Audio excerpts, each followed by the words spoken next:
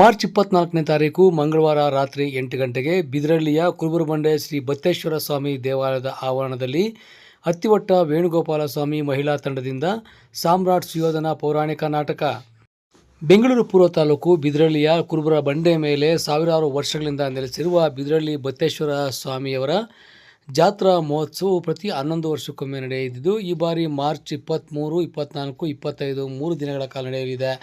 ಇನ್ನು ಪ್ರಥಮ ದಿನವಾಗಿ ಶ್ರೀನಿವಾಸ ಕಲ್ಯಾಣೋತ್ಸವವನ್ನು ಹಮ್ಮಿಕೊಂಡಿದ್ದು, ಎರಡನೇ ದಿನ 24ನೇ ತಾರೀಕು ಮಂಗಳವಾರ ರಾತ್ರಿ 8 ಗಂಟೆಗೆ ಇದೇ ಕುಲಕ್ಕೆ ಸೇರಿದ ಅತ್ತಿವಟ್ಟದ ವೇಣುಗೋಪಾಲ ಸ್ವಾಮಿ ಮಹಿಳಾ ನಾಟಕ ತಂಡದಿಂದ ಸಾಮ್ರಾಟ್ ಸುಯೋಧನ ಎಂಬ ಕನ್ನಡ ಪೌರಾಣಿಕ ನಾಟಕವನ್ನು ಅಜ್ಜಿಪನಹಳ್ಳಿ ರಾಜಶೇಖರ್ ಅವರ ನಿರ್ದೇಶನ ಹಾಗೂ ದೊಡ್ಡಬೊಮ್ಮನಹಳ್ಳಿಯ ಬಾಲಾಜಿ ಡ್ರಾಮಾ ಸೀನಿಯರ್ಲಿ ಏರ್ಪಡಿಸಲಾಗಿದ್ದು, ಕಲಾವಿದರು, ಪ್ರೇಕ್ಷಕರು, ಕಲಾಭಿಮಾನಿಗಳು ಹಾಗೂ ಬಿದರಳ್ಳಿ ಬತ್ತೇಶ್ವರ ಸ್ವಾಮಿಯ ಒಕ್ಕಲಿನ ಎಲ್ಲ ಕುಲ ಬಾಂಧವರು ಸಕಾಲಕ್ಕೆ ಆಗಮಿಸಿ ಜಾತ್ರಾ ಮಹೋತ್ಸವದಲ್ಲಿ ಭಾಗವಹಿಸಿ ನಾಟಕವನ್ನು ನೋಡಿ ತೀರ್ಥ ಪ್ರಸಾದಗಳನ್ನು ಸ್ವೀಕರಿಸಿ ಕಲಾವಿದರಿಗೆ ಪ್ರೋತ್ಸಾಹ ನೀಡಬೇಕಾಗಿ ತಮ್ಮಲ್ಲಿ ಮನವಿ ಮಾಡಲಾಗಿದೆ.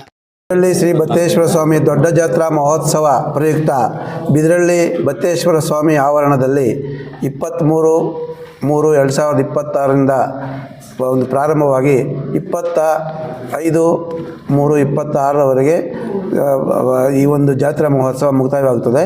ಮೊದಲನೇ ದಿವಸ ಕೂಟದ ದಿವಸ ಎಲ್ಲರೂ ಇಲ್ಲಿ ಒಟ್ಟಾಗಿ ಸೇರ್ತಾರೆ. 23ನೇ ತಾರೀಕು 24ನೇ ತಾರೀಕು ಒಳ್ಳೆ ಕಾರ್ಯಕ್ರಮ ಇರ್ತೈತೆ.